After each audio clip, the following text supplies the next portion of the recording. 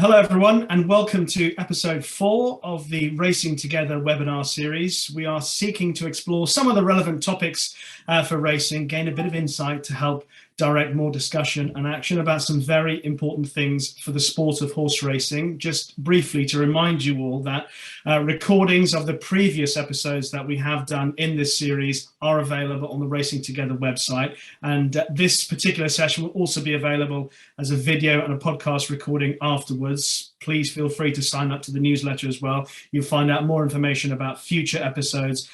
We also want questions from you, by the way, everyone. You can either use the chat function or indeed the Q&A function to send in questions for our panel, who I'll introduce to you very shortly. Also, when the webinar finishes today, there will be a survey pop up for any feedback or requests for future topics.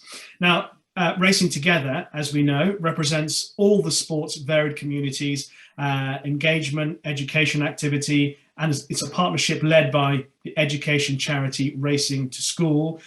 These webinars are indeed designed to engage a range of voices on some of the themes at the heart of racing support of its communities. And the series is in partnership with the sports e-learning platform, Racing to Learn, which I have to say, and I know a lot of people on this panel have enjoyed and been the beneficiary of. It's excellent.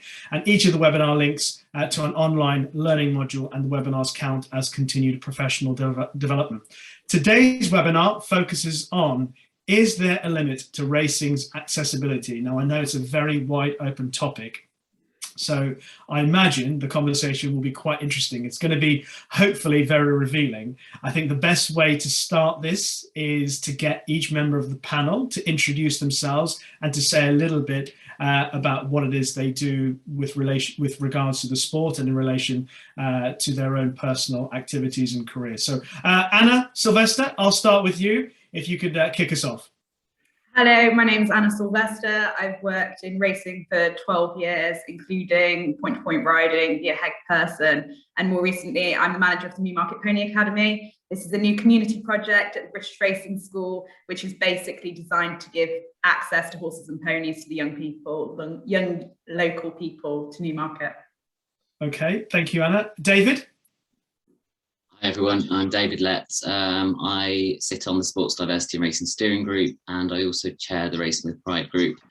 And then outside of that, I am conducting a PhD looking at the organisational culture of racing, particularly in relation to diversity and inclusion across the sport. Thanks, David. Rory, you're next. Hi, good afternoon, Rishi. Good afternoon, everyone. My name is Rory Palmer. I'm a member of the Diversity and Racing Steering Group as well, and also a member of the Racing Together subcommittee. I first went to the races as a very young child with my dad and granddad, continued to be a keen race goer, now enjoy taking my young family to the races. So, I have various views and thoughts on how racing can be accessible and welcoming to hopefully a broader audience as we move forward. So it's really good to be part of this conversation today. Lovely. And Luke? I'm Luke Howard. I work for Arsenal Football Club, predominantly on community outreach provision and accessible programmes, but I also lead on our matchday sensory room provision and feed into our equalities and diversity group. Thank you all very much. And for what it's worth, my name is Rishi Prasad. Actually, I have been on a couple of committees and groups with the likes of Luke and Rory and David. It's lovely to meet you, Anna, because I'm on the Wellbeing Committee in horse racing, also on the Diversity in Racing Steering Group, and part of the Autism in Racing with Luke. So I'm particularly looking forward to this conversation. Now, we're going to explore how accessible racing already is as a sport, and also examine if it is possible and indeed feasible to be accessible to everyone. But I think before we do that, we need to know, what does accessibility mean? Or at least, what do we think it means? Because it could be wide-ranging. And if I start with you, and perhaps from your own perspective, what you think accessibility means. Sure. So for me, I've looked at accessibility in terms of stable staff, the staff shortage in racing, and how we can make the sport accessible if you would like a career in racing, if you'd like to work in racing. there's a whole host, as you say, of different meanings of accessibility, whether that's getting people going racing, getting people watching racing, getting people involved in racing. Primarily for me, it's creating a sort of grassroots pathway or role models to allow people to go into racing as a professional career. It's a pretty good definition. David, can you better that, or do you have a slightly alternative version? I don't think I can better it, but I'll add to it if that's okay. For me, I don't think we can discuss accessibility without discussing inclusion, because it's one thing bringing people to our sport and making it accessible and letting them in, but we want them to stay, we want them to feel welcomed, we want them to feel valued in our sport. So accessibility on its own, accessibility is limited in the value that it can provide the sport, I think. So it has to go further to look at inclusion as well. Absolutely. Rory, what are your thoughts on accessibility? So for me, I think it's about how racing can challenge some of the perceptions and some of the ideas that people who don't necessarily know about racing, who we might want to reach out to as a sport. This sport will have to continue to grow its spectator base if it wants to have a sustainable workforce, if it wants to continue to be sustainable in the broadest sense in the future. So accessibility for me is about making sure the sport has the right formal structures, processes and policies in place to support that. But actually alongside accessibility, I sort of look at this through the point of view of approachability as well. I think the two are quite different, because I think approachability is about how others perceive the sport. And I think sometimes racing is perhaps unfairly characterized and stereotyped. But if I'm honest, sometimes the sport is also guilty of living up to some of those unfair characterizations and stereotypes as well. So this is part about getting the practicalities right, the policies, the processes internally. But I think perhaps more importantly, or just as importantly, it's about those external perceptions. It's about culture, it's about understanding, and about genuinely perhaps holding the mirror up and being honest about how others may see racing and what we need to do to ensure there's a better sense of what racing can be as a sport for everybody. Luke, you have the unique perspective of obviously being involved in the world of football, as your backdrop is showing off proudly, but you've also dipped your toe in the sport of horse racing as well. Yeah, so I mean, following on from those three is always going to be quite difficult to come with anything fresh, to be honest, because they were quite extensive and diverse in what they were saying. But one of the ways that we were looking at it is, we have a relatively new facility. It was a very high specification. It was a sort of, money isn't an object when we were designing it. So, in theory, it was accessible on paper, but what we then had to give consideration to is actually removal of barriers, and not just sort of, it is physically accessible, that's enough. So we're looking at what are potential, in football, it can be quite a divisive environment in the first place. We're looking at what are the actual barriers that people have to access, not just are they physically able to access it.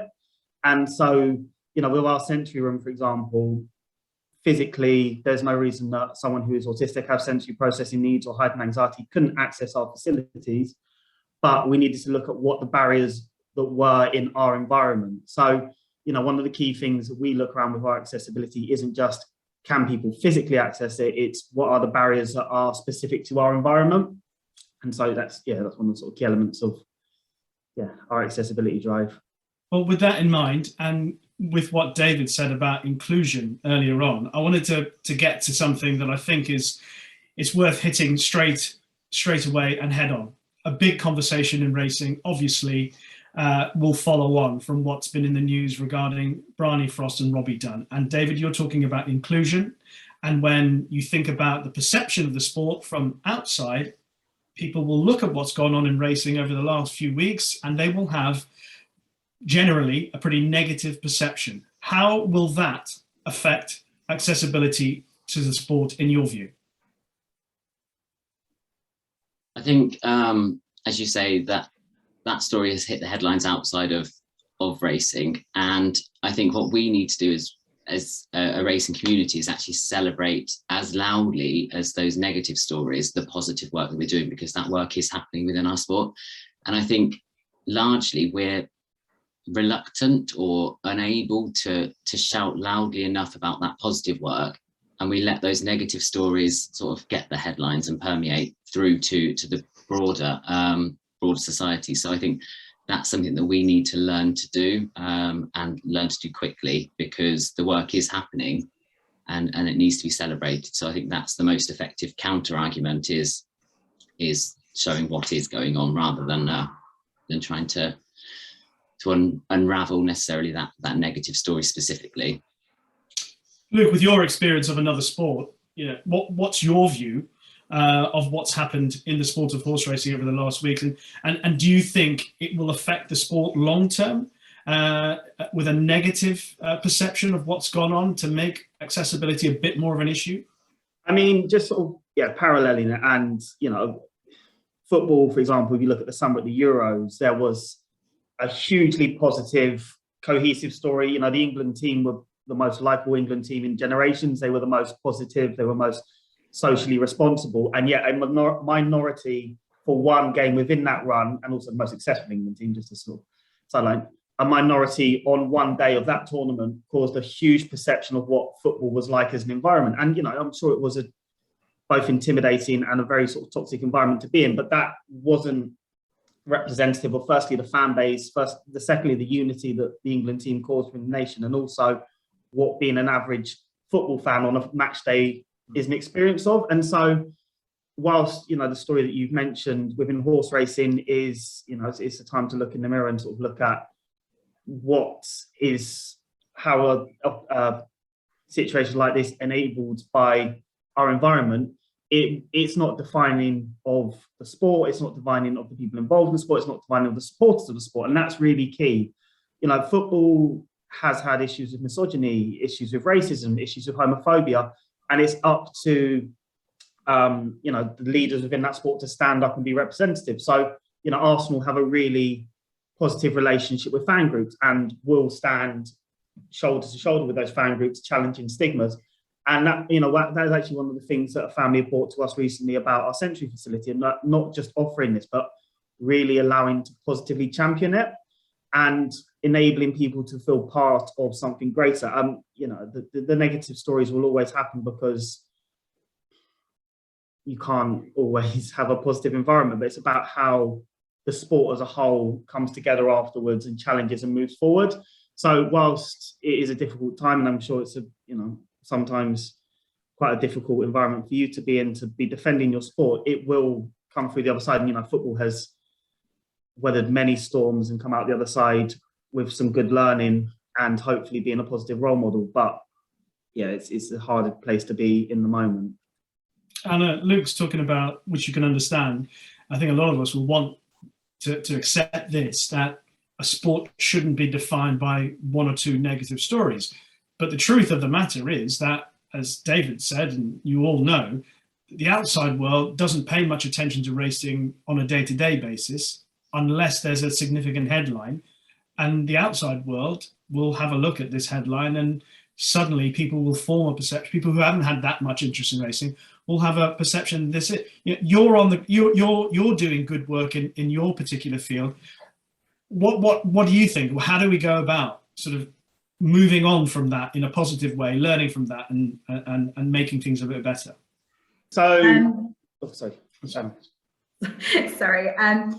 I mean, what we need to take away from this is nothing but positive things. The BHA's findings are conclusive, and nobody condones bullying in any workplace, and we need to make sure that, first and foremost, that is not okay anywhere. And basically, I think moving forwards, we need to think twice about how people might perceive certain things that we do or certain things that we say.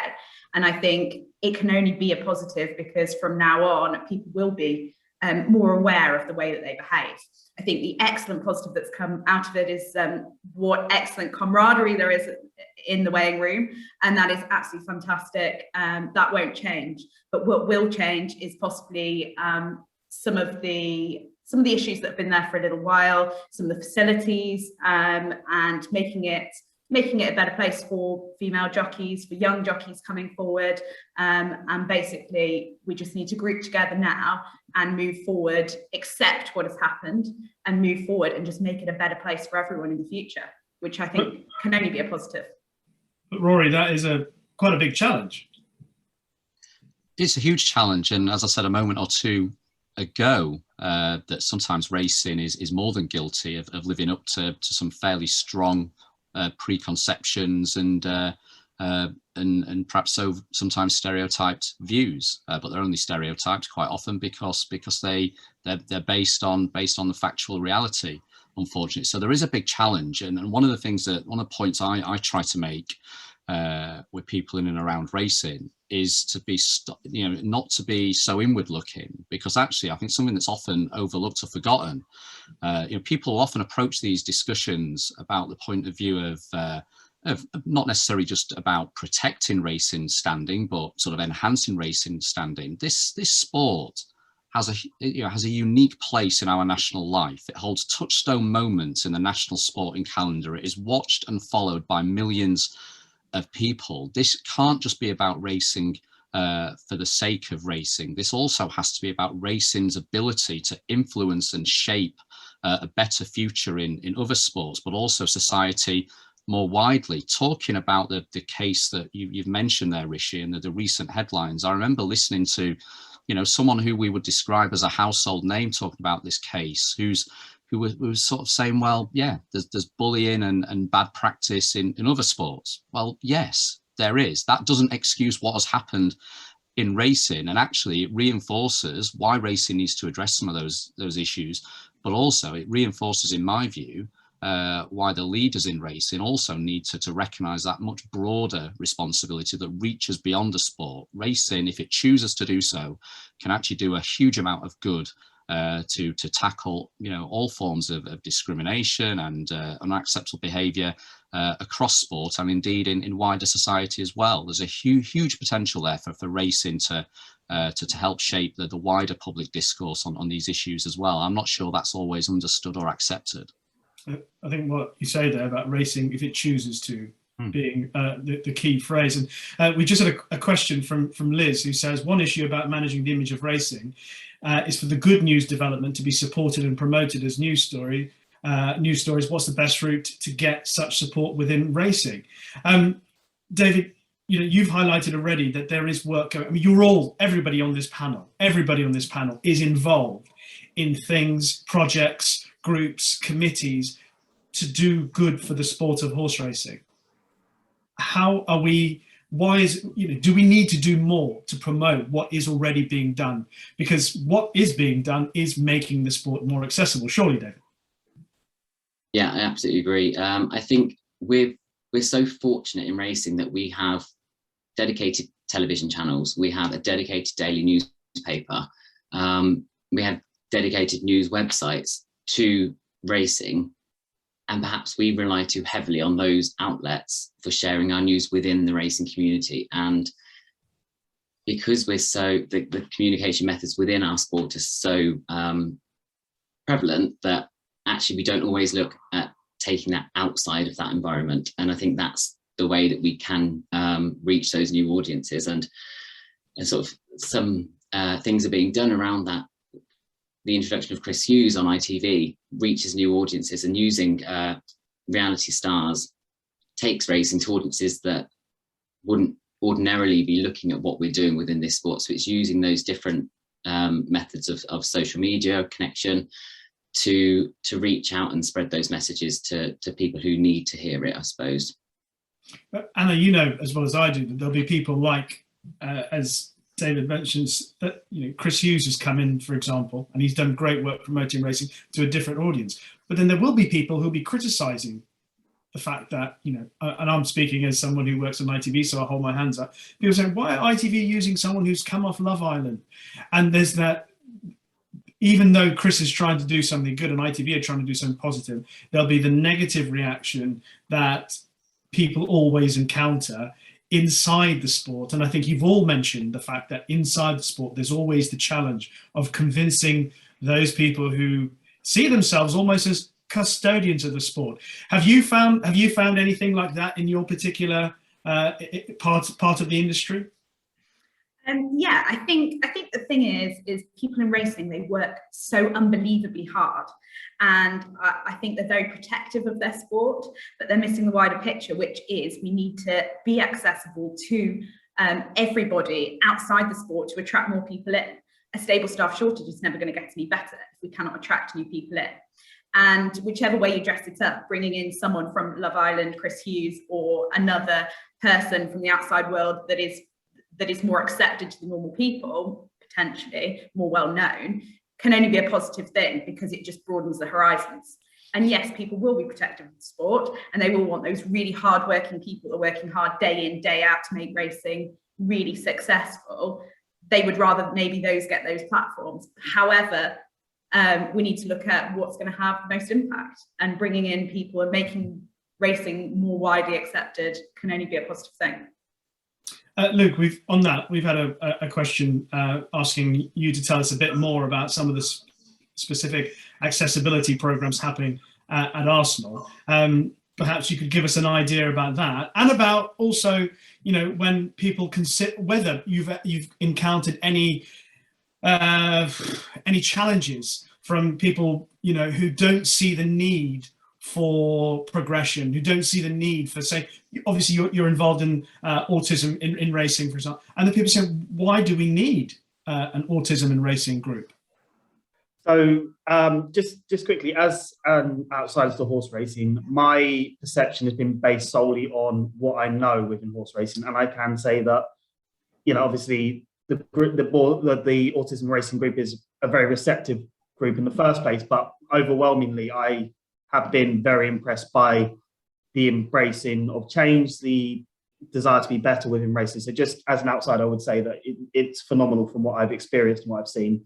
So very brief overview of what we do. All football clubs have to do some sort of local community outreach provision, and I'm part of Arsenal's team doing that. So fundamentally, it was looking at equivalent in our main provision, so school work, estate work, and making sure it's fully accessible. So we do sessions with amputees, young people with Down syndrome. We do drop-in sessions with children from special education niche backgrounds. And that's the sort of main role throughout the week. And it's just looking at duplicating and ensuring that everything we do is fully accessible across the general local population, which is great. I cannot vouch highly enough for my job satisfaction, to be honest, but the match day provision, so every professional club has to have a designated disability officer, and they cover what the club will do as a reasonable adjustment. Up until recently, it's been majority physical needs based. So there's quotas for wheelchair accessibility, for how many ambulant disability spaces there are in the stadium, but there wasn't much consideration given to sort of adaptations around sensory-based needs, autism, heightened anxiety, because I would say they weren't a very represented audience on match days. And the reason being that most families of children who are hyper anxious or have heightened sensory needs felt that football wouldn't be a very welcoming environment for them, and so weren't challenging the status quo, which I don't think was their responsibility. I think it's up to us to make sure everyone feels welcome coming to us. But I feel that with wheelchair users, it was very easy to point out how the club could make amendments, and that's how I'll be able to access. And for visually impaired fans or blind fans, it's very easy to explain the amendments. For sensory process needs, etc., it's quite complex. We haven't received any pushback from our fan base, but I think there's a few reasons behind that. Firstly, what we've done hasn't amended anyone else's experience in the slightest. So we are part of the stadium, but we haven't removed anyone's seats. We haven't asked any season tickets or long-term fans to change their behaviours. We haven't amended anyone's matchday experience. What we've done is we have added to what the club offer on a match day. If we were to take out some seats, potentially we might see that. If we were to potentially try and amend how people enjoy their matchday experience, we might see pushback. But unilaterally, we've received positive feedback through both the main club channels, through social media, and just anecdotally from talking to colleagues and fans about when they see stories about what Arsenal are doing, how it makes them feel. But as I said, what we're doing hasn't changed anyone else's experience. So whether or not it would be as positively received if we were doing that, I can't vouch for it. But from my experience, what we've done has been really well received and is a source of pride for the fan base. We had a social media post done by a parent recently, which got more likes and more retweets than anything we'd ever personally posted about our autism awareness and sensory-based approach. And it's very rare for Arsenal to do something that is approved by the whole fan base. There's always the club crest is facing the wrong way. It's not how it used to be. The match day program doesn't look like it was when I was a child. So to have a story come out where everyone was going, this is brilliant, was really rare and was really sort of like empowering for us as an organisation to see that people are proud of what we're doing. Yeah. But as I said, we haven't caused anyone else to amend what they're doing to do that. So we're not facing any pushback. So, we're fortunate with that. That's very encouraging to hear. Rory, if I come to you on a similar sort of theme, and I know David would have probably experienced something what I'm about to say, but we're all on the Diversity in Racing Steering Group. And I always feel that we're fighting two battles on the Diversity in Racing Steering Group. One that's pulling us back, those people saying there's no need for it. We don't need a Diversity in Racing Steering Group. And then the other one that we're going, well, we want to push forward because we want to make changes, and I know that there is work being done. How difficult is it to deal with the pull and the push, and where's the Diversity in Racing Steering Group standing on it? Well, look, my experience of the group is that there's a huge amount of determination to move forward with a progressive diversity and inclusion agenda in racing, and there's a huge amount of work been done over the past few years with a really significant number of key partners signing up to support that agenda and to do so on a very practical level and to demonstrate their own leadership, and that's sort of, I suppose, for want of a better term, corralling of the multitude of partners and organisations in racing. And I think that's an important fact to bear in mind here, that this is a sport with such a complex web of different organisations performing different functions and holding different sort of leadership responsibilities in the sport. It's really, really important, and don't underestimate the huge amount of work that has been done by that group and the leadership of that group to in essence get so many organisations on the same page and recognising the importance of this. So the group is very much in the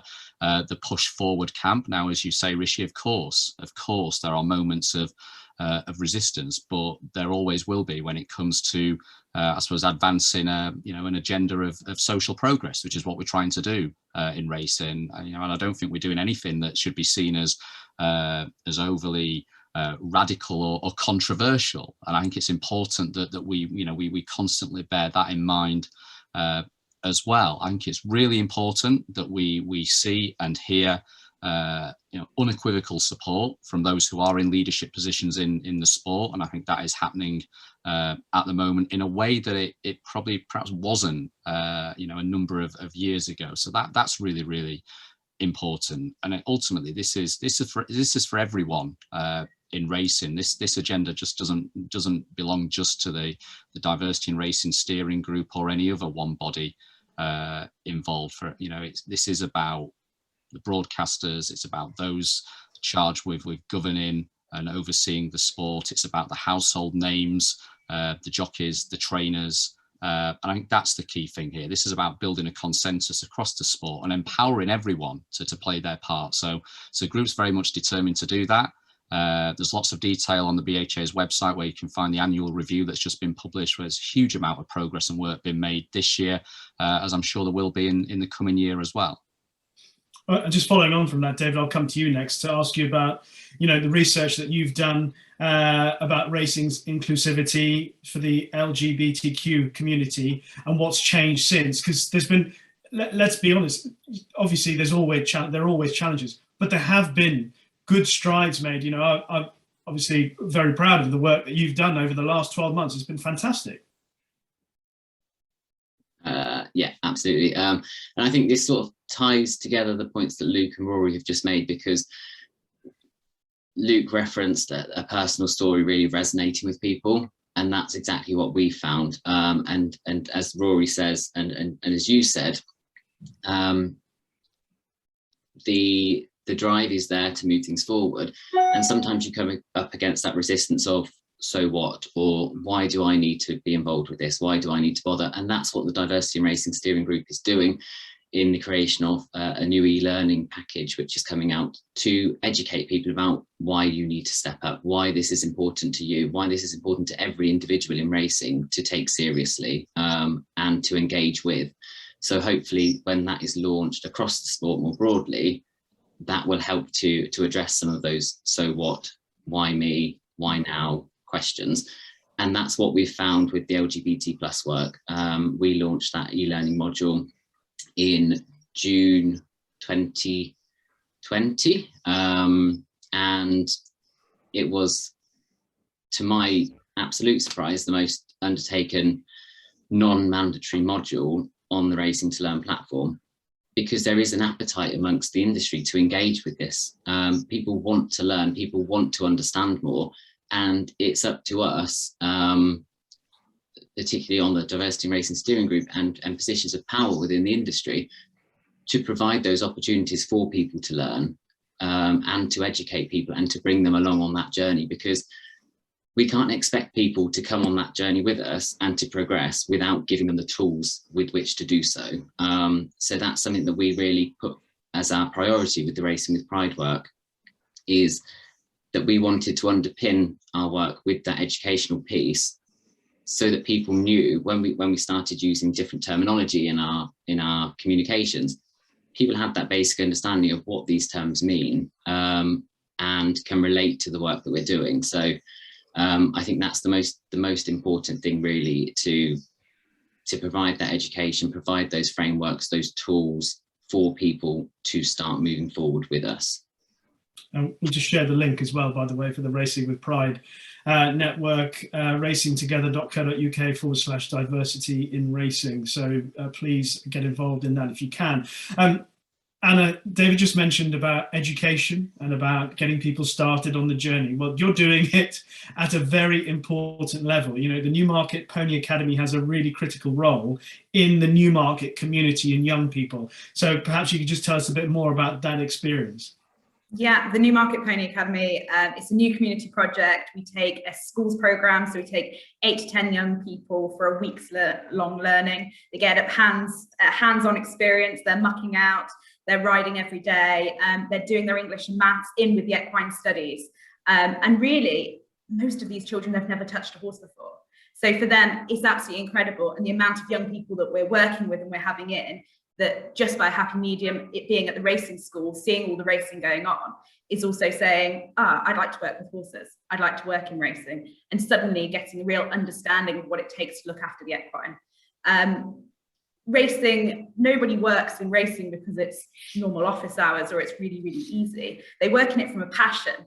That passion can only be ignited if we give them the chance to ignite that passion. So by getting up close and personal, by actually touching an animal, by doing gymkhana races on a Friday where they're flat out asking us to run as fast as possible on the leading rein, that gives them that basic, interest and that passion, and that can only be shared and be celebrated and hopefully create that grassroots pathway which racing really needs. 40% of the people that we work with are premium pupils. They're disadvantaged. They'd never be able to afford riding lessons. They'd never be able to afford their own pony, which is just so expensive nowadays. If you're looking at stabled livery, full livery, you're looking at £12,000 a year. It's insane. For these kids, they don't get the chance. We have had 13% diagnosed with mental health difficulties, anxiety, trauma, peer abuse, and all these things they're able to work through using the animal as almost like equine therapy. So it's quite amazing. We had 18% with learning difficulties, autism, ADHD, English as a second language, low ability. 5% have been excluded and are using it as a re-engagement program. But all of these are young people that the rest of their life is going to be shaped. So if they can have dealings with horses on a regular basis, that might shape their future, and that might be going into racing. We also work with the Khidi Jamal scholarship. So that again, it's giving role models. A young lady, first Muslim lady to ride in a hijab, won the Magnolia Cup, fantastic role model. So what we need now is many more role models that can then bring that accessible group in. The young people that we've got on the Khidi Jamal scholarship, so many of them have said to me, oh, we had no idea. These are mainly children from underrepresented backgrounds, and mainly from inner city areas as well. So it's absolutely fantastic that they've seen that role model and they're able to come to the British Racing School for a residential and one every weekend. They come and they learn about the whole of the racing industry. And the more work we can do with that, with a grassroots pathway and with fantastic role models, it can only benefit the accessibility of racing. Fantastic work being done. If you want to find out more about the Newmarket Pony Academy, the link is on brs.org.uk/course/Newmarket-Pony-Academy. Got there in the end. But really good work, Luke. And I think it is important to highlight that, you know, we talked to David about the work that he's done, Anna about her work. I know you're heavily involved in autism and racing, and there are families with children or with individuals in that family who may not have ever considered wanting to go to the races because it could be a very awkward experience. But that's changed in the last 12 to 18 months.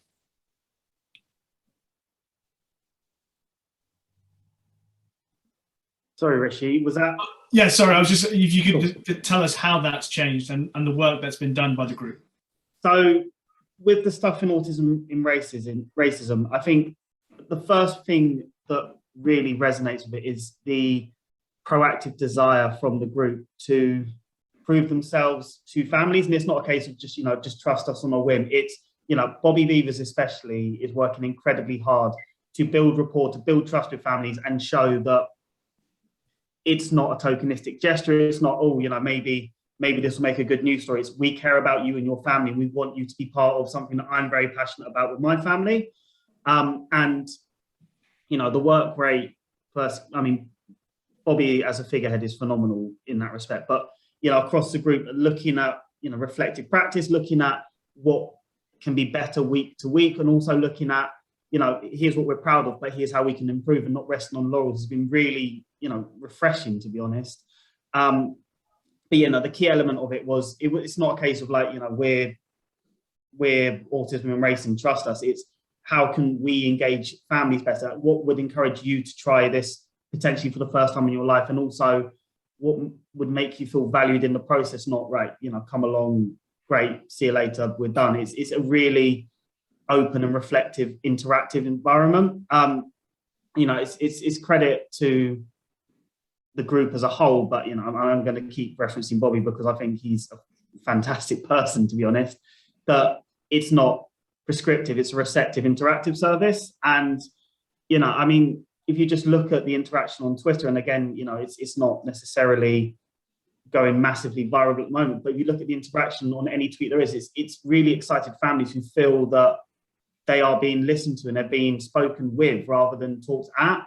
So, you know, it's credit to the ethos of the group that it's a reflective, interactive service and not prescriptive or tokenistic or meeting a minimum quota. It's actually, this is something that we want to see our family, in quotes, as a sport engage in. So yeah, it's refreshing, and it's also really inspiring to look at that and see people are doing something because they're passionate about including everyone, not they're being told that, oh, we haven't hit a quota or we haven't engaged. Yeah, yeah, it's a really lovely setup. Just before we move the conversation on to talk about a couple of more organisations, just had a question from Kate. One for you, Anna. The Pony Academy, great initiative. How is this marketed to help raise awareness, especially to people not involved with horses or racing? So at the moment, we're only in our first 6 months. We've literally accomplished the first 6 months. We have been working very hard, mainly within the local community.